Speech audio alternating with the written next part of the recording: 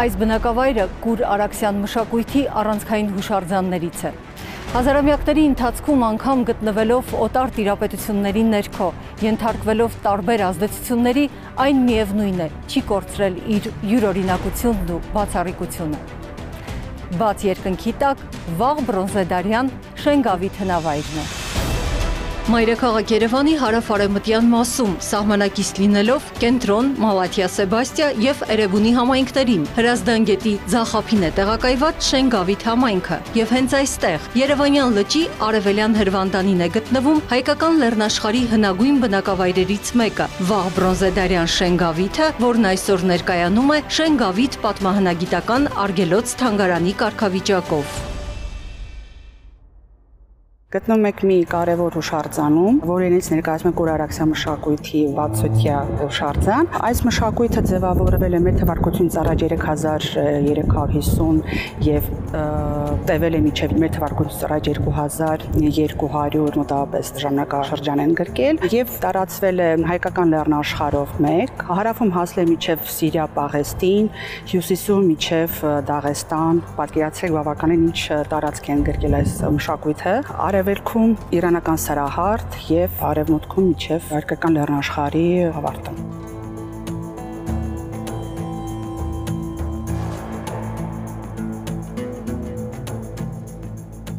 Դուք տեսնում եք կլոր կացարաններ եւ դրանից ուղղանկյուն կցված կառույցներ, բավականին հետաքրքիր են շինությունների ճարտարապետական կառուցվածքը, առաջի մոտ շարքը բաղկացած է գետաքարերից, որոնք բերվել են հավանաբար Հրազդան գետից, շփման հետևանքով ձևավորվում են առևտրական եւ փոխանակման կապեր, դրա միջոցով բերվում են իրենց պակասող նյութերը, որոնցով իրենց կյանք կարողանում էին զարգացնել։ Նման կացարանների կենտրոններում տեղադրված են առհասարակ պեղումներից բացահայտվում են կարասներ, որոնք կառուցվել են տեղում, պատրաստման տեխնիկայի վերլուծելուց մենք բարձրաբանում ենք, որ կառուցվել են տեղում անմիջապես գետնին։ Հետագայում նման կառույցների իհարկե բարձրացվել են քարե հիմքի վրա, կավի հում, կավի աղյուսի, բարձրացվել են պատերը եւ ծածկը խնդրահարույց է իհարկե կամ վարկածներ, կարծիք որ հարթ տանիք են ունեցել կամ հազարաշեն ինչ որ նմանատիպ կառուցվածքով են պատվել։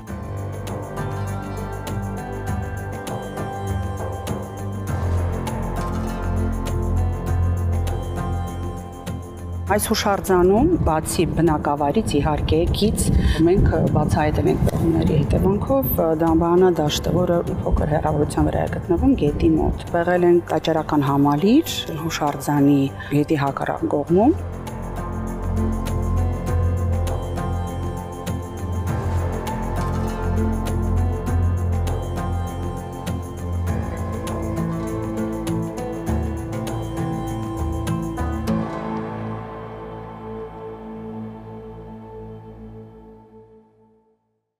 Մի հնավայր, որի պեղումները սկսվել են դեռևս 1930-ականներին եւ փաստորեն արդեն գրեթե 100 տարի ուսումնասիրվում է ու նոր անակնկալ, նոր հետաքրքիր հայտնագործություններ են բացահայտվում ամեն պեղումների ժամանակ։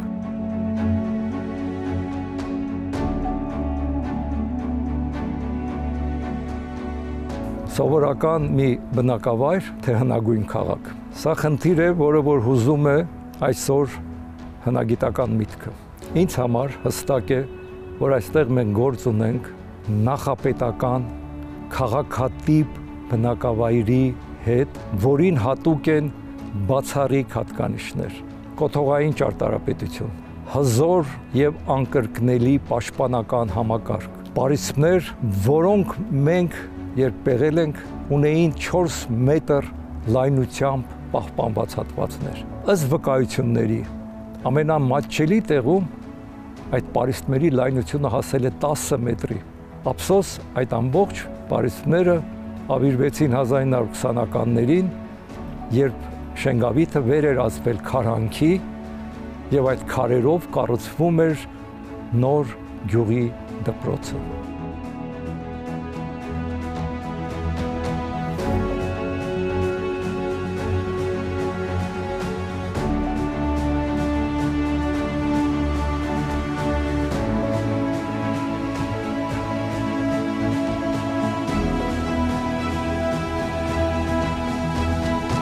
Այնուամենայնիվ 6 հեկտար մակերես զբաղեցնող այս զարմանալի հոծ կառուցապատում ունեցող բնակավայրում եղել է առնվազն 1000 կառույց։ Հնագույն ազգագրական դիտարկումների եւ հնագույն վերակազմությունների համաձայն այդպիսի տներում ապրել են 8-ից 12 մարդ։ Եթե սովորական թվաբանությունը բազմապատկում ենք, ապա ստացվում է 8-ից 10,000 բնակիչ։ Սա հին արևելյան չափորոշիչներով քաղաքի վկայություն է։ Տները կպած են եղել միմյանց, եղել են ինչպես կլոր հատակագծով, այնպես էլ ուղղանկյուն հատակագծով շինություններ եւ բացառիկ մի հայտնագործություն կատարվեց 2012 թվականին, երբ M5 քառակուսում բացվեց տաճարական համալիրի պաշտամունքային սենյակը։ Խորհրդավոր մթության մեջ գտնվող այդ սենյակ իջնում էին 3 աստիճաններ, դիմացը բագինն էր, բագինի վրա հավանաբար ամրացված է եղել փայտե կուռքը, որի առջև վառվել է կրակարանը, հավերժական կրակը։ Սովորաբար նման օջախները անվանում են պաշտամունքային օջախներ։ Ես անվանում եմ կրակարան։ Եվ շատ հետաքրքիր է, երբ մենք կատարեցինք պալինոլոգիական հետազոտություններ այդտեղից հայտնաբերված մոխրից, ապա տեսանք, որ դրա մեջ վառվել են, այդպես ասենք, ազնիվ տեսակի փայտանյութեր, սոճի, հացենի, լաստենի, եւ երբ նայում ենք աղբյուրները, ապա աղբյուրներն ասում են, որ այդ կրակարանների վրա պետք է անպայման այրվեն մաքուր փայտեր։ Այստեղ եղել է շատ խորհրդավոր միջավայր, որտեղ անդադ կատարվել են զոհաբերություններ, անընդհատ դիմել են աստվածներին, խնդրելով առողջություն, հաջողություն, կյանք, ծնունդ։ Իմ գործընկերը ամերիկացի հայտնի պրոֆեսոր Միչել Ռոթմանը սկսեց կասկածել, որ դա կարող է տաճար լինել, եւ այդպիսի հարց առաջ քաշեց, որ եթե տաճար լինի, ապա տաճարի առջև պետք է լինի հրապարակ, որտեղ կարող էին հավաքվել մարդիկ։ Շուրջ 8 տարվա ընդմիջումից հետո 2020 թվականին մենք շարունակեցինք այստեղ պեղումները, պարզվեց, որ այո, այդ կառույցի առջև ընդարձակ հրապարակ էր, հրապարակի մոտ հսկայական կլոր մի աշտարակաձև շինություն էր, կարևորագույն փաստեր հայտնաբերեցինք, երբ հետազոտեցին կավանոթների մեջ եղած հողը։ Այստեղ մի շատ հետաքրքիր երևույթ կա, որը կոչվում է ծաղկափոշի։ Ծաղիկը ամենաքնքուշ եւ նուրբ երևույթներից է, բայց ծաղկափոշին կարող է դիմանալ տասնյակ հազարավոր տարիներ։ Ահա պարզվեց, որ շատ լայն տարածում է ունեցել Շենգավթում հացահատիկի մշակումը։ Դա մենք գիտեինք, որ այդպես է, բայց ճշգրիտ գույությունները երբ գալիս եւ ավելի են հիմնավորում մեր ասածը, դա դառնում է արդեն ճշմարտություն։ Լայն տարածում է ունեցել խաղողի մշակումը։ Եվ այստեղ մենք գտել ենք մի մեծ հսկայական անոթ, որի մեջ ամենայն հավանականությամբ խառնել են գինին ջրի հետ։ Այսինքն այդ տրադիցիան, որ մենք գիտենք հունական աղբյուրներից, Շենգավթում գտնում է իր հիմնավորումը։ Մենք այստեղ գտել ենք գարեջրի թորման համար ձագարներ, որը կարող է վկայել նաեւ որ այստեղ եղել է նաև գարեջրի արտադրություն։ Հայտնաբերվեցին նաև վուշից պատրաստված հագուստների հետքեր, ունեցել են եւ քաթանի գույն, եւ ներկած է եղել կապույտ եւ վարդագույն։ Պատկերացրեք այս քաղաքը, որտեղ մարդիկ ապրել են մեզնից 5000 տարի առաջ, այդպիսի գեղեցիկ հագուստներով շրջել են մարդիկ, երկրպագել են իրենց աստվածներին։ Սա հիշողությունն է, սա Երևանի հիշողությունն է։ Եվ ընդհանրապես Հայաստանի հիշողությունն է, որը վկայում է, թե մենք ինչ ճոխ եւ հարուստ մշակույթ ենք ունեցել։ Եվ աշխարհում շատ չեն գիտեք այն քաղաքները, հատկապես մայրաքաղաքները, որոնց կենտրոնում գոյություն ունի 5-6000 տարվա վաղեմությամբ քաղաք, եւ մենք պարտավոր ենք, պարզապես մենից ամեն մեկը պատասխանատվություն է կրում, որպեսզի այս ամենը եւ աշխարհին կարողանանք ներկայացնել եւ կարողանանք պահպանել։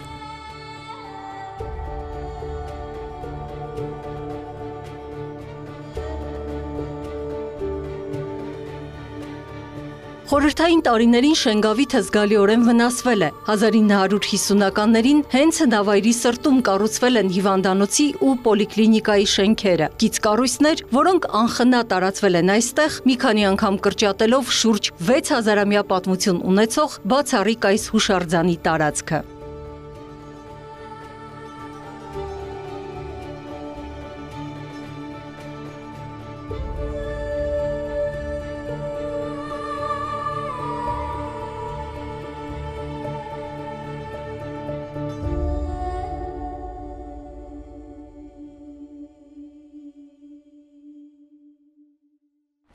Առաջի պեղումները իրականացվել են 1930-ական թվերին Եվգենի Բայբուրցյանի կողմից։ Անվանի հնագետ, հայ հնագետ, մեր հնագիտության ռաֆինաներից մեկը, որը բավականին մեծ ներդրում ունեցավ տվյալ մշակույթի բացահայտման, նաև թվագրման համար, որը մինչ օրս մենք նույն թվագրությամբ թվագրում ենք նման հուշարձանները։ Ճիշտ է, իրենից հետո եկան այլ գիտնականներ, որոնք հերքեցին իհարկե այլ թվագրություն տվեցին, բայց դուրս եկավ, որ Եվգենի Բայբուրցյանը ճիշտ էր եւ ճիշտ կարողացավ տեղադրել այս մշակույթը մեր պատմամշակութային սանդղակում։ Բացառիկ հուշարձան է տարածաշրջանում, նմանատիպ հուշարձաններ գործող քաղաքներում բավականին եզակի են, գրեթե չեն հանդիպում, եւ տարածաշրջանում սա միակ հուշարձանն է, իհարկե Կարմիր բլուրը նույնպես Սերեբունին, Շենգավիթը իր բնույթով իհարկե ավելի վաղ է եւ մասնագետների կողմից բավականին շատ հայտնի հուշարձան է, շատ նշանավոր իր ամբողջ մշակութային արժեքով, բավականին մեծ հնագիտական նյութ է թողել այս հուշարձանը, որի նյութերը մենք տեսնում ենք Երևանում գտնվող եւ Երևանից դուրս գտնվող տարբեր թանգարաններում, սկսած խեցեղեն նյութից, վերջացրած քարե գործիքներից, ոսկրը եւ այլն։ Տարածքը հետաքրքիր է, որ պատահական չի ընտրվել մեր սրբազան լեռների, այսինքն իր լանդշաֆտի առումով էլ է շատ հետաքրքիր եւ նշանավոր դիրքում գտնվող։ Նաև կարելի է նշել, որ մինչ օրս Հայաստանը, Երևանը շարունակական, այսինքն նաև այս տարածքը բնակեցված է եղել, անգամ ուշ միջնադարում, նաև ունեցել ենք գյուղ, որը այս վերջերս են անհետացել։ Եվ հարկ է նշել, ցավալի իհարկե կողմ ունի այս ամենը, որ մեր թանգարանի շենքը բավականին հին է, մոտ 103 տարվա վաղեմություն ունի, փայտաշեն է եւ վտանգված է իրոք։ Նման հուշարձանը պետք է ունենա նոր շենք, նոր վերաբերմունք, այս ամենը պետք է ունենա պետական մոտեցում։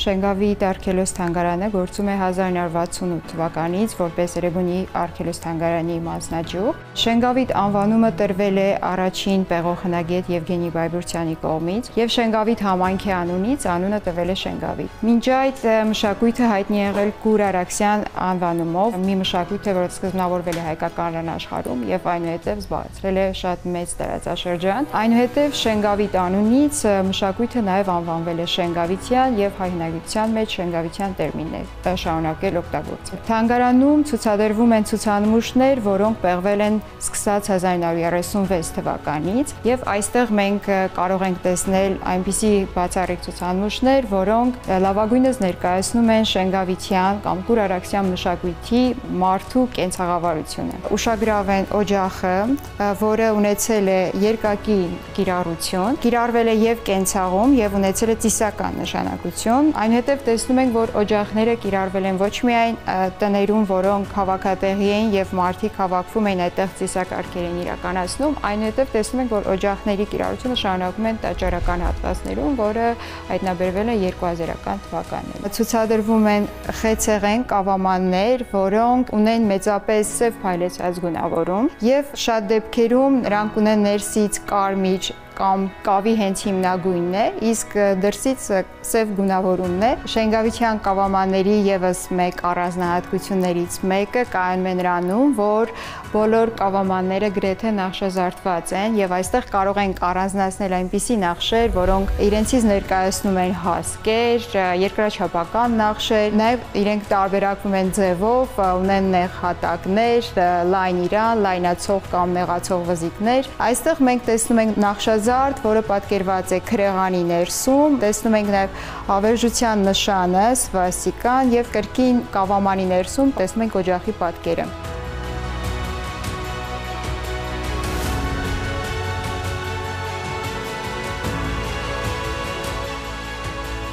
Այստեղ ունենք գավաթներ, կարասներ եւ կարող ենք ասել, որ հիմնականում նմանատիպ կավամանները կիրառվել են տարբեր հորերում հատիկեղեն կամ խմիչքներ անվարելու համար։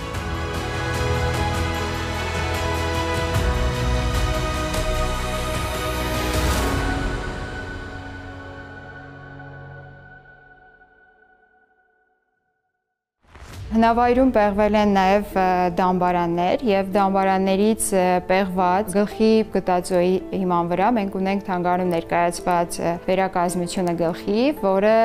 ներկայացնում է Շենգավիթյան մարդու գլխի ձևը եւ բնորոշվում է արմենոիդ մարդաբանական տիպով։ Հետաքրքրական են նաև Շենգավիթում գտնված հալոցիկները, որոնք մեզ ցույց են տալիս ինչպես են մետաղը ձուլվել, բրոնզը ինչպես են ստացել եւ կաղապարները, որոնց վրա ստացել են զարդերը եւ մի քանի գործիքներ, որոնք կիրառվել են բրոնզի ժամանակաշրջանում։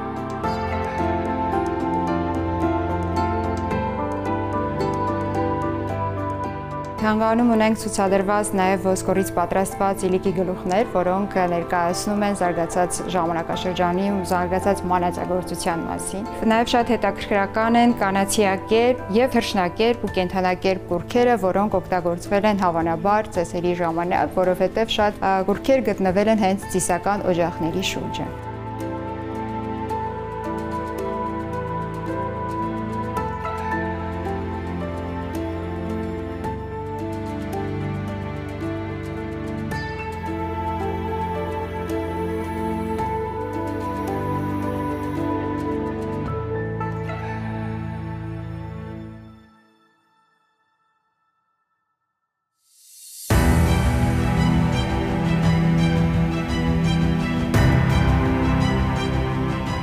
Շենգավիթ հնավայրում եղել եք հենց։ Որտեղ է դա։ Շենգավիթ հնա հենց այս կողքը։ Այս կողքը։ Հա։ Դե լի ճնա տեղ։ Այդ դիտեմ։ Ոչի մոտ։ Եղել եք։ Չեմ եղել, բայց գիտեմ որտեղ։ Գիտեմ որ հնավայր կա Շենգավիթում։ Երևանի լեջի Արևանց է։ Ուսումնասիրության համար դեռևս հարուստ ու հետաքրքիր բացահայտումների կարիք ունի Շենգավիթը։ Գիտական մոտեցումներից զատ պարզապես մեզ համար այն ճանաչելի ու այցելության վայր դարձնելու խնդիր կա, նաև որպես Երևանի պատմության կարևորագույն մի մաս, որը թույլ կտա ճիշտ գնահատել ու աշխարհին ներկայացնել մեր մշակութային ժառանգության ամբողջ բազմազանությունն ու եզակիությունը։ Բաց երկնքի տակ Շենգավիթ հնավայրներ։